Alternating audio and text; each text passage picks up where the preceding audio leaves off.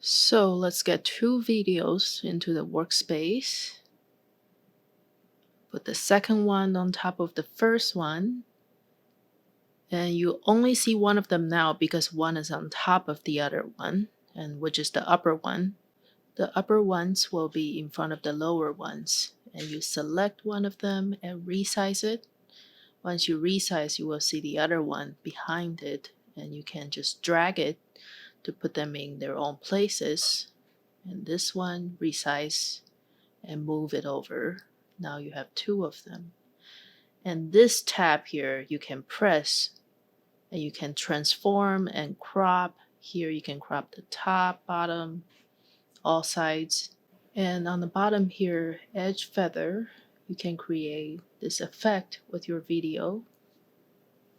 And this area will help you to move more systematically up and down or left to right. And the dot will allow you to move very quickly, and dragging the number left to right or type the number will help you to make very fine movements. And now this one, try to move it to the edge and then make a bigger movement with the dot and then make the fine movements with the numbers. And here in the middle, maintain proportions. If you deselect it and try to resize, then you'll be resizing without its original proportions.